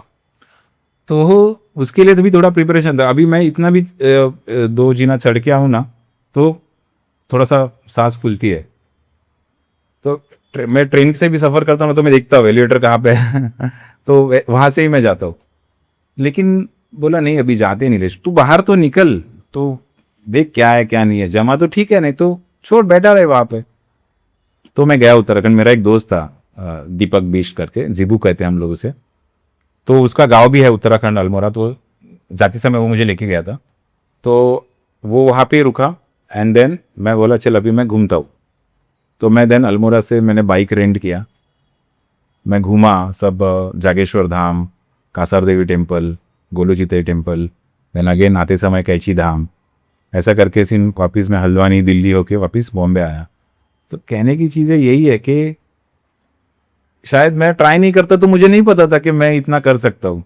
मतलब आपके सोच के परे आपकी बॉडी क्या कर सकती है आपको नहीं पता। मतलब आपने सोचा ना कि मुझे ये डायरेक्शन में जाना है तो एक ट्राई तो करके देखो। आप पहले ही बोलोगे कि नहीं, शायद मैं भी आज ये डिसीजन नहीं लेता कि नीलेश तू घूम पाएगा। अभी आज क्या है, मैं वो घूम के आया ना तो मुझे और है कि नहीं मैं और एक, अभी मुझे तुंगनाथ जाना है जो सबसे ऊंचा केदार में से एक है, अभी ट्रेक ही है मतलब। तो क्या हो गया, मैं धीरे धीरे चढ़ूंगा करूंगा, अभी एक कॉन्फिडेंस आया ना। तो वैसे ही है हर लाइफ में ना, हर एक की प्रॉब्लम है, उसको थोड़ा सेग्रीगेट करो, एक एक चीज़ें एक एक अचीव करो, तो automatically you will get the motivation and वो चीज़ हो जाएगी। जब आप उसको थोड़ा सा सेपरेट करके एक एक चीज़ आप पूरी करोगे ना तो ऑटोमेटिकली वो पूरा हो जाएगा, आपको समझेगा भी नहीं। तो यही कि लाइफ में पॉजिटिव अप्रोच रखो, कभी गिव अप मत करो। और मेरे इस जर्नी से ना किसी एक बंदे ने भी गिव अप करने से रुक जाएगा ना, मतलब नहीं करना है गिव अप, मैं करूँगा ट्राई, कोई एक बंदा भी ऐसा हो जाए ना तो मेरे लिए वो, और मेरे लिए तो जीत की बात है। और चिराग के थ्रू जो होगा तो सच में वो मेरे लिए वो सच में बहुत अचीवमेंट रहेगा कि कोई तो एक बंदा जो अपने लाइफ में गिव अप करने से आगे बढ़ा है। नहीं, डेफिनेटली ये प्लेटफॉर्म से बहुत गणेश भक्त है, बहुत अलग अलग रीजन से भी लोग देखते हैं हमारा पॉडकास्ट, ना ही मुंबई से, जो सूरत हो गया, हैदराबाद हो गया, दिल्ली, जम्मू कश्मीर, इंटरनेशनल ऑडियंस भी है, रशिया से भी देखते हैं लोग, ट्रांसलेट करके भी देखते हैं, हमको एनालिटिक्स में दिखता है इंस्टाग्राम पे।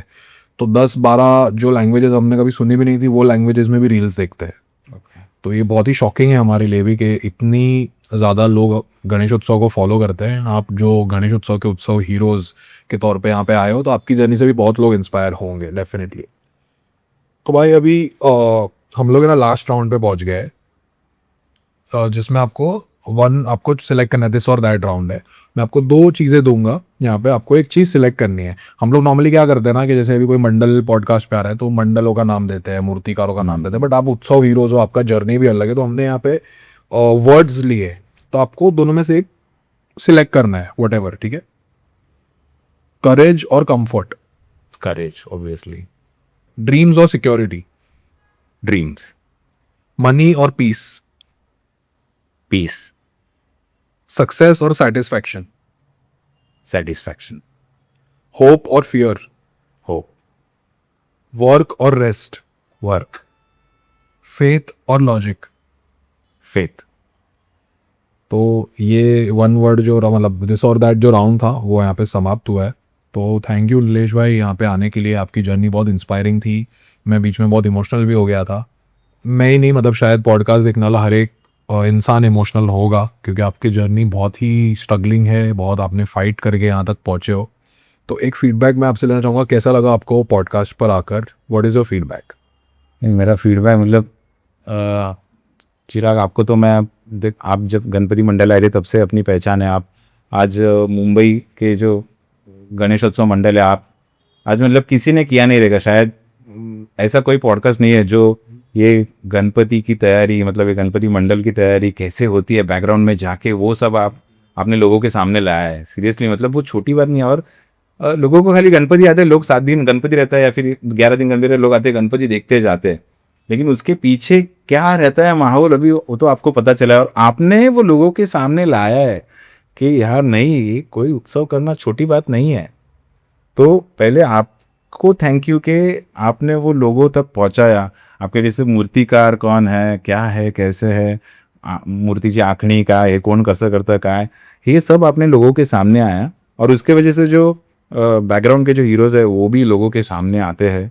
लोगों को तब पता चलता है कि नहीं बाबा, लालबाग सा राजा गणेश गल्ली सा है या बाकी जी का मंडल है, इनका कौन है करता धरता है। फिर मतलब कोई अकेले का काम नहीं है, पूरा कार्य का टीम वर्क है। लेकिन फिर भी एक चेहरा लोगों को समझता है कि ये है, और उनके एफर्ट्स को भी आपने सराहना की है, तो वो सच में बहुत बड़ी बात है। और ऐसा कोई नहीं है, मतलब आप जो ये कर रहे हो ना, वो सच में उनके लिए भी, लोगों के लिए भी पता होना चाहिए। जो हम ये उत्सव देखते हैं ना, वो उत्सव इतना इजी नहीं है, और वो लोगों के सामने उनके एफर्ट्स आप ला रहे हो, वो मतलब आप सच में बहुत बहुत बड़ी बात है आप जो कर रहे हो। उनको भी अच्छा लगता है कि कोई उनके मेहनत को सराहना कर रहा है, तो वो बहुत बड़ी बात है आप जो कर रहे हो। Thank you so much for kind words, और पॉडकास्ट पे आने के लिए धन्यवाद भाई। आप हमारे एंड से कभी भी बोलते ना, कोई भी हेल्प लगे तो बेझिझक हमको फ़ोन करना भाई, एक कॉल पे, चाहे दिन हो रात हो, आंधी आए तूफान आए, चिराग खिलारे आके खड़ा होएगा, ठीक है। तो थैंक यू भाई आने के लिए, और जय गणेश। आपकी तबीयत का ध्यान रखिए और ऐसे ही हेल्दी रहिए, और ज़रूर Nishu vada pav will be the next brand of vada pav in Mumbai. और आपने मुझे यहाँ पे बुलाया, और मेरी जर्नी लोगों तक पहुँचाने में आपका बहुत बड़ा रोल रहेगा। मतलब ये बहुत बड़ी बात है, मतलब आप मेरी जर्नी लोगों तक पहुँच रही है। मतलब मैं यही कहूँगा कि मैं कोई मोटिवेशनल स्पीकर नहीं हूँ, या फिर मैं कोई बड़ा फाइटर भी नहीं हूँ। जो मेरे लाइफ में ये जो टर्न आया, तो उसके बाद ना मैंने मेरी ज़िंदगी बहुत ईमानदारी से जीने की कोशिश की है, और इसमें थोड़ा बहुत मैं एक मुकाम पे पहुंचा हूँ। तो बस वही किसी को इंस्पायर कर दे, इसमें से कोई सीख ले, बस वो बहुत है मेरे लिए। मैंने भी कुछ ऐसा ही नहीं किया, मैंने गिव अप नहीं किया, मैंने मेरे ड्रीम्स वैसे ही रखे। मैंने लाइफ जीने में कोई कॉम्प्रोमाइज़ नहीं किया। मैंने लाइफ जैसे मुझे जीनी है वैसे जिया, कि थोड़े से प्रिकॉशंस लिए लाइफ में पॉजिटिव अप्रोच रखा, और ईमानदारी से, शिद्दत से मैंने ज़िंदगी जी है। क्योंकि हफ्ते में ना मैं 3 दिन डायलिसिस करता हूँ, लेकिन जो 4 दिन है ना, मैं बड़ी शिद्दत से जीता हूँ, मुझे चाहिए वैसे जीता हूँ। सो यही है, आपकी वजह से आज ये लोगों तक बात गई है। मेरे जैसे और भी कई है लोग जो इससे फाइट करके आ गए थे, आज मुझे मौका मिला आज लोगों तक पहुंचने का, आपके ज़रिए इसके लिए थैंक यू सो मच। धन्यवाद। जय गणेश। जय गणेश।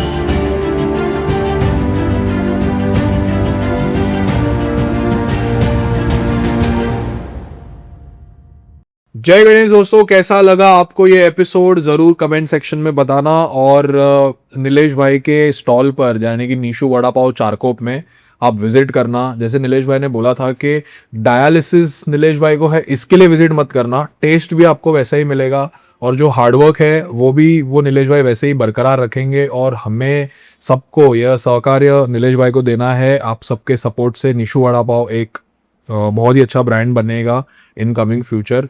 तो उनके लिए बहुत बहुत बधाई हो एडवांस में और धन्यवाद नीलेश भाई आई पॉडकास्ट पर। ऐसे ही इंस्पायरिंग स्टोरीज के लिए लाइक शेयर और सब्सक्राइब करना मत भूलना।